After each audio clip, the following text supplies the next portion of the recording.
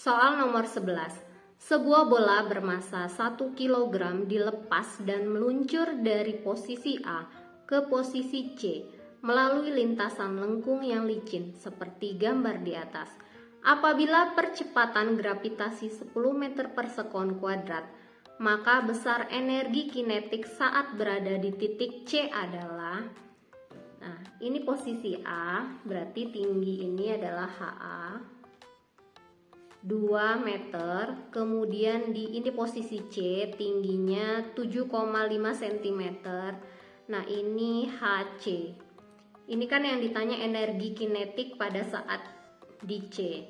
Kita bisa menggunakan persamaan energi mekanik di titik A itu sama dengan energi mekanik di titik C.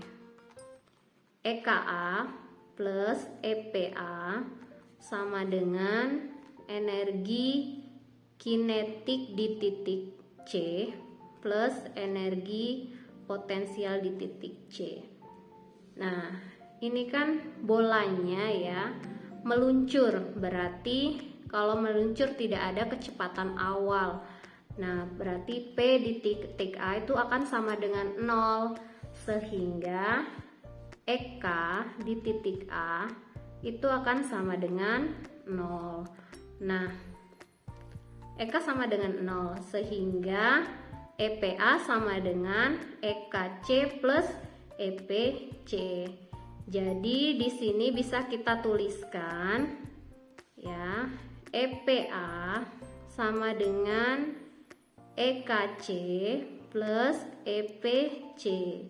Nah, EKC, kalau ini EPC kita pindah ruas ke ruas kiri, maka EPA min EPC kan.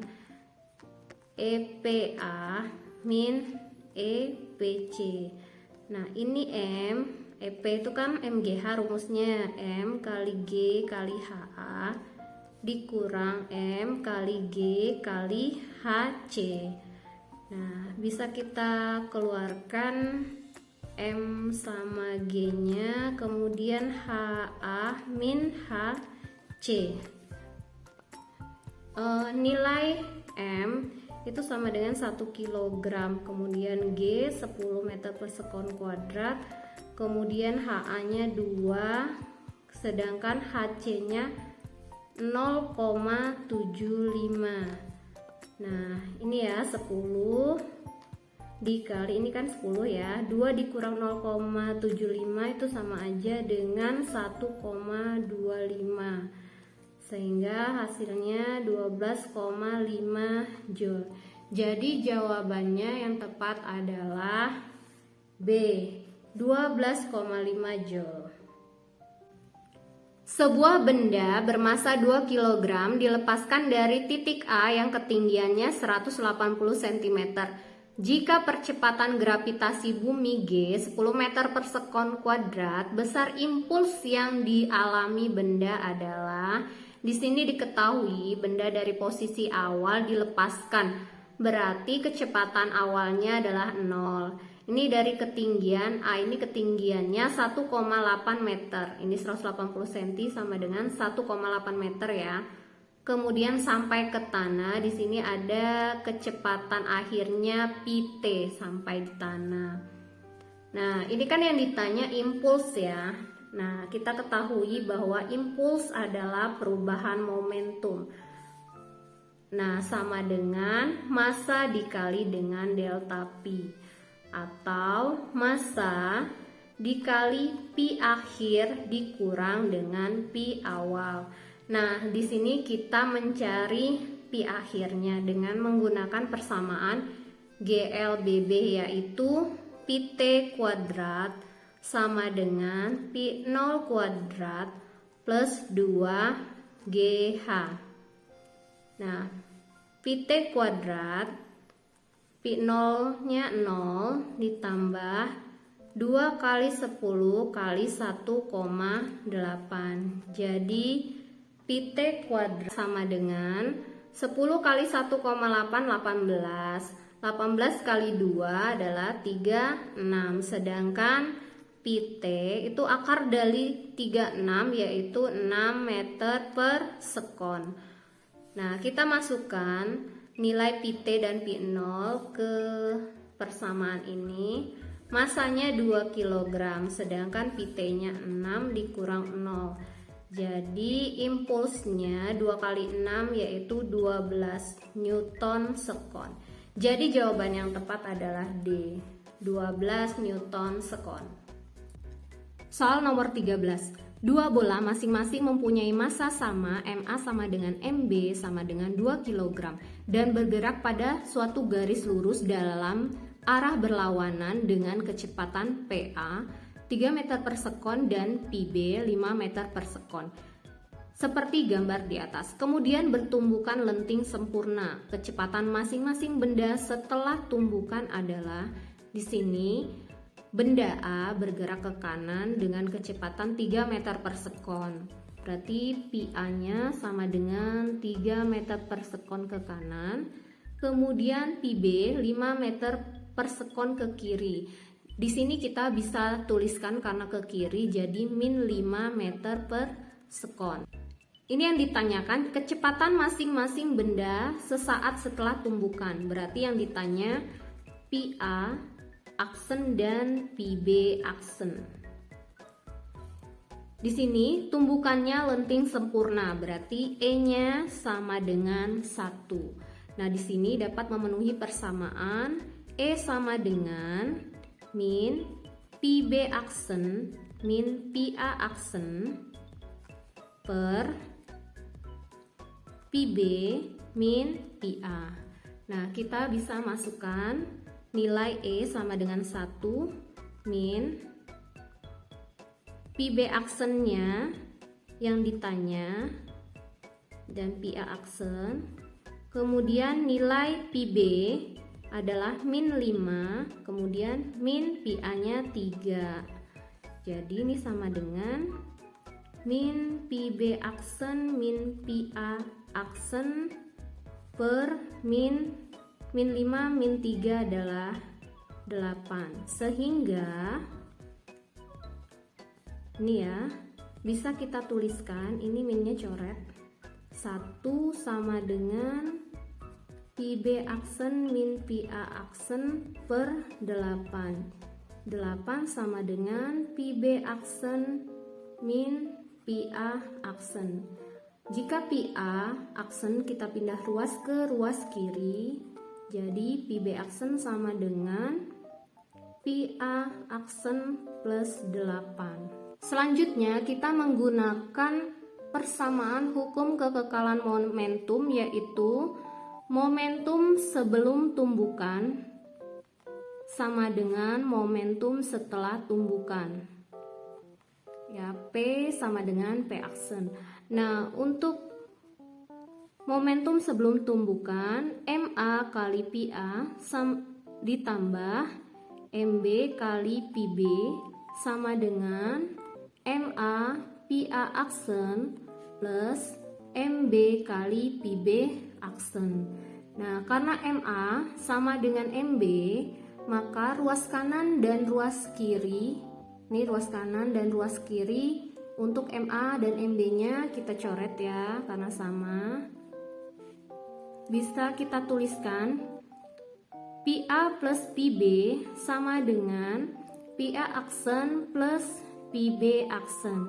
Kita masukkan nilai PA-nya 3, PB-nya min 5 sama dengan PA aksen. Kemudian PB-nya kita menggunakan persamaan ini plus PA aksen plus 8. 3 dikurang 5 min 2 sama dengan PA aksen plus PA aksen 2 PA aksen plus 8. 8 kita pindah ruas ke ruas kiri, jadi min 10, min 2 dikurang 8 kan min 10 sama dengan 2 PA aksen. Sehingga PA aksen sama dengan min 10 dibagi 2 sama dengan min 5 meter per sekon. Jadi PA aksennya min 5 meter per sekon. Kemudian kita mencari PB aksen. Nih ya, PB aksen dengan menggunakan persamaan yang ini tadi. Jadi PB aksen sama dengan PA aksen plus 8. Nah, PA aksennya min 5. Min 5 ditambah 8 sama dengan 3 meter per sekon. Jadi kecepatan benda A setelah tumbukan adalah PA aksen min 5 meter per sekon, ini ke kiri. Dan PB aksen 3 meter per sekon ke kanan. Jadi jawabannya yang tepat adalah C. Ya. PA aksen sama dengan 5 meter per sekon ke kiri dan PB aksen sama dengan 3 meter per sekon ke kanan. Soal nomor 14. Air raksa pada bejana berhubungan mempunyai selisih permukaan 2 cm. Di sini kita misalkan selisih tinggi air raksa ini kita namakan HA. Massa jenis 13,6 gram per cm pangkat 3. Rho A-nya 13,6 gram per cm pangkat 3. Jika kita konversikan ke kilogram per meter pangkat 3 dikalikan 1000 ya. Jadi 13.600 kilogram per meter pangkat 3. Kaki sebelah kiri berisi zat cair yang tingginya 25 cm. Yang di sini ya, selisih permukaan yang sebelah kiri ini kita beri nama HB sama dengan 25 cm. Berarti massa jenis zat cair itu adalah yang ditanya rho B. Di sini kita bisa menggunakan persamaan rho A kali HA sama dengan rho B kali HB. Nah, yang ditanyakan rho B, sehingga rho A kali HA dibagi dengan HB. Kita masukkan nilai rho A-nya 13.600 dikali dengan HA 2 cm itu sama dengan 2 kali 10 pangkat min 2 meter ya. Kemudian dibagi dengan HB-nya 25 kali 10 pangkat min 2. Nah, ini bisa kita coret terus atas dan bawah. Kemudian 13.600 dibagi 25 itu hasilnya sekitar 544 dikali 2. Ini ya. Sama dengan 1088 kg per meter pangkat 3. Jadi massa jenis untuk cairan B ini ya, itu massa jenisnya C.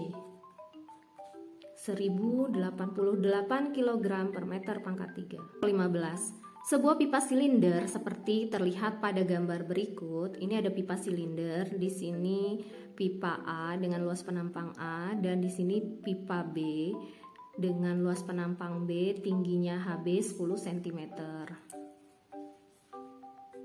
HB 10 cm dan tinggi A-nya karena menempel di tanah berarti HA-nya 0.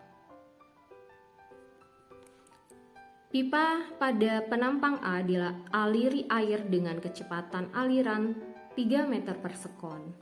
Berarti PA-nya 3 meter per sekon. Jika air yang mengalir pada pipa B 5 meter per sekon, PB 5 meter per sekon, maka perbedaan tekanan antara penampang A dan B adalah yang ditanyakan PA min PB.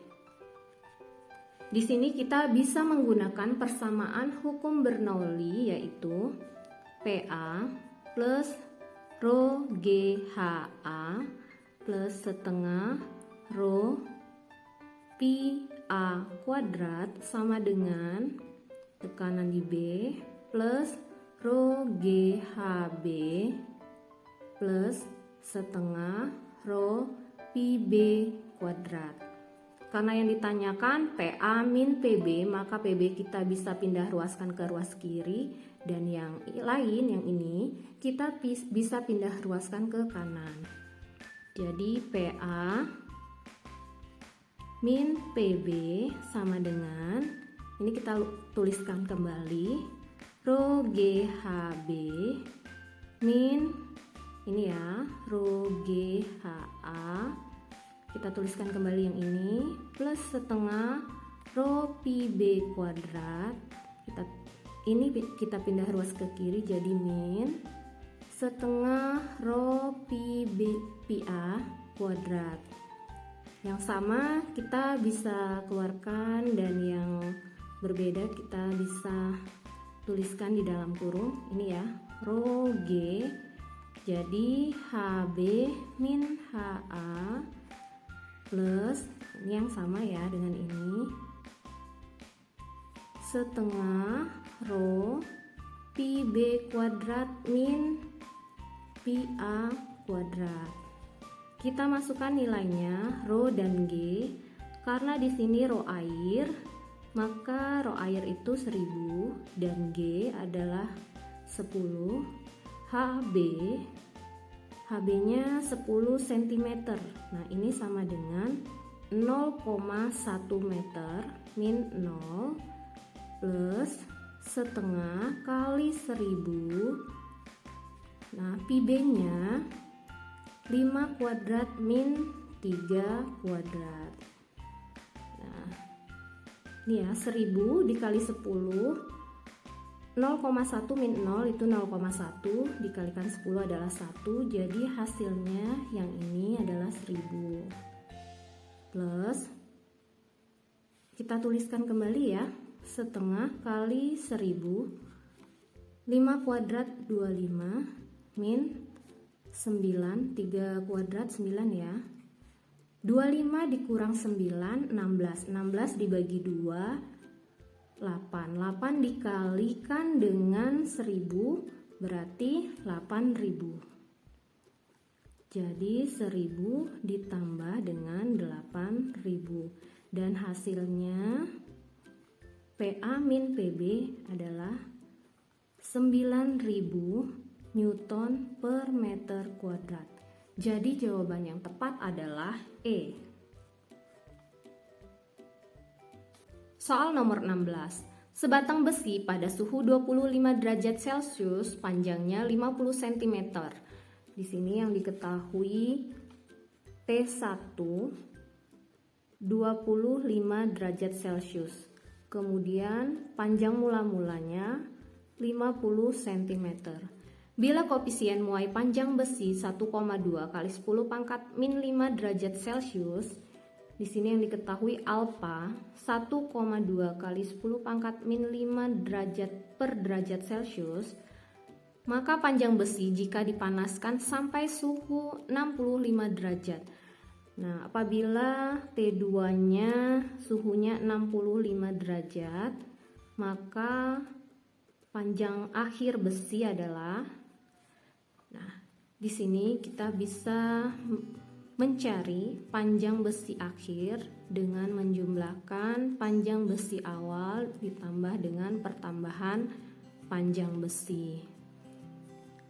Pertambahan panjang besi adalah panjang awal dikali alfa dikali delta T ya, atau T2 dikurang T1.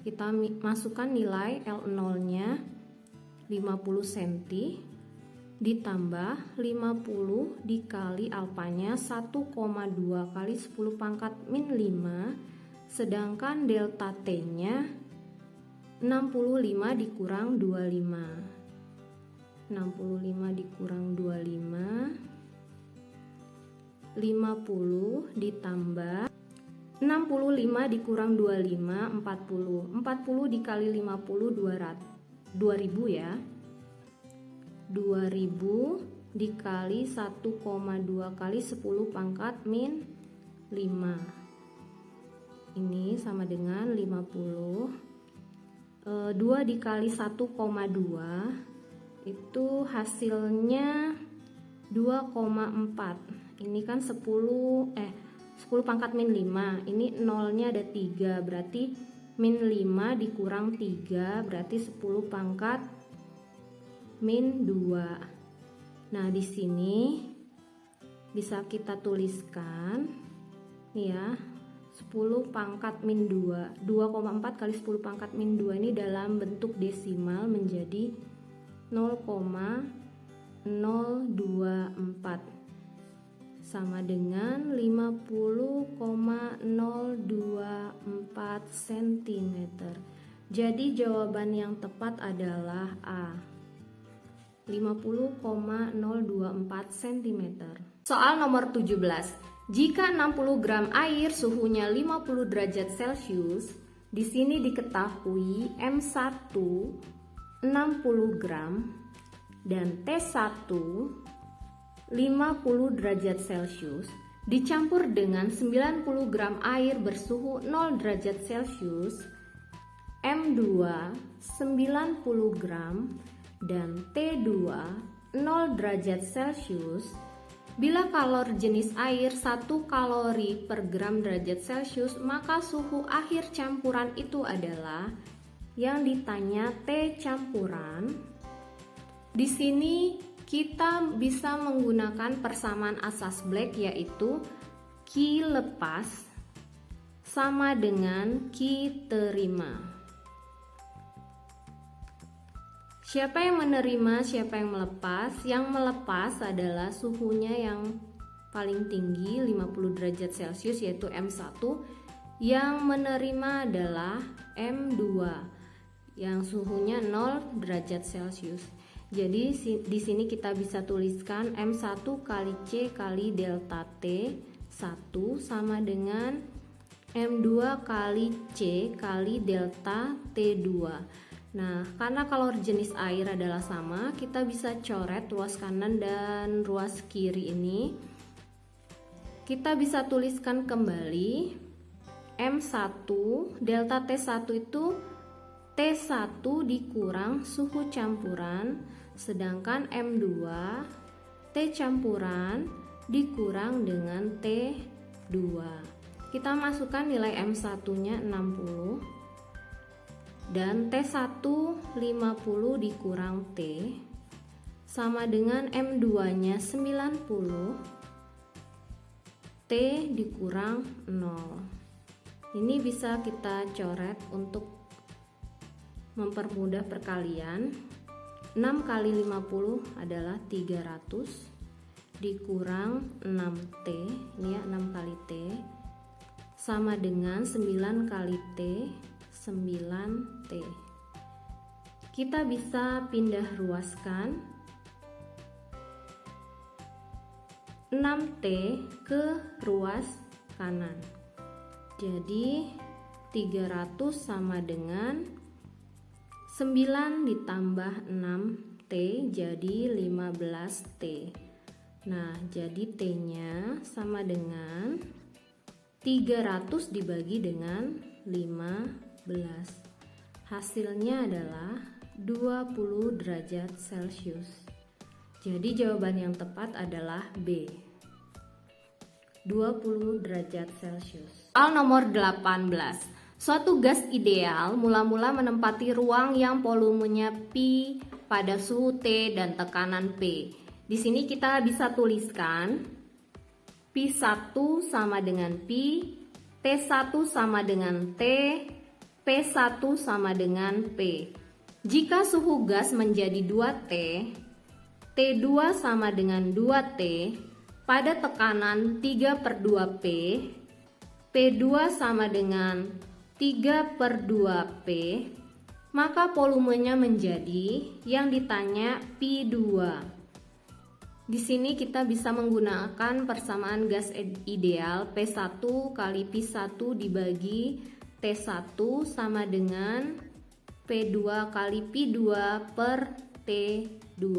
Kita masukkan nilai P kali P dibagi T, ini ya, P1 itu P, P1 P, T1 T, sama dengan P2-nya 3/2, 3/2 kali P dikali P2-nya yang ditanya dibagi T2 nya itu 2T, kita bisa mencoret ruas kanan dan kiri yang sama, ini dan ini dan ini.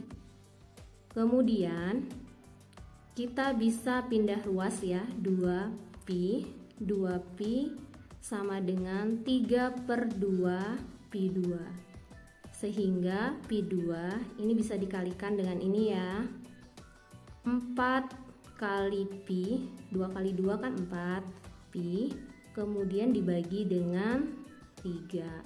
Jadi jawaban yang tepat adalah 4/3 pi. Ini ya, B, 4/3. Soal nomor 19. Perhatikan diagram kalor mesin Carnot berikut ini. Ini diagramnya. Jika Q1 dan Q2 masing-masing 4.000 Joule dan 12.000 Joule, maka efisiensi mesin adalah, kita bisa mencari efisiensi mesin eta dengan persamaan 1 min Q2 per Q1, karena yang di sini yang diketahui Q1 dan Q2, kita gunakan persamaan ini, dikali 100%. Kita masukkan nilai Q2 dan Q1 nya, 1 min 1200 dibagi dengan 4000 dikali 100%, sama dengan 1 min, ini 12.000 dibagi 400, kita bisa coret ini nolnya yang sama, 12 dibagi 40 itu sama aja dengan 0,3 dikali 100%. 1 dikurang 0,3 adalah 0,7 dikali 100%, sehingga efisiensinya adalah 70%. Jadi jawabannya adalah E, 70%. Soal nomor 20. Pernyataan tentang ciri-ciri gelombang sebagai berikut. Dari pernyataan di atas yang merupakan ciri-ciri gelombang transversal adalah, perhatikan gambar gelombang transversal pada tali. Di sini ada bukit dan ada lembah gelombang. Nah, untuk yang bukit gelombang ini arah getarnya ke atas, dan untuk lembah gelombang ini arah getarnya ke bawah. Sedangkan arah rambat gelombangnya arahnya ke kanan. Jadi arah getar dan arah rambat saling tegak lurus. Nah, untuk pernyataan yang pertama, arah getar searah dengan arah rambatan. Nah, ini pernyataannya salah ya. Kemudian yang nomor 2, arah getar tegak lurus terhadap arah rambatnya. Pernyataan nomor 2 benar. Terdapat rapatan dan regangan. Ini untuk gelombang longitudinal. Jadi nomor 3 pernyataannya salah. Terdapat bukit dan lembah, benar ya. Ini bukit, ini lembah gelombang. Benar. Jadi jawabannya adalah 2 dan 4, C. Terima kasih sudah menyimak video ini sampai akhir. Semoga bermanfaat. Sampai jumpa pada video selanjutnya.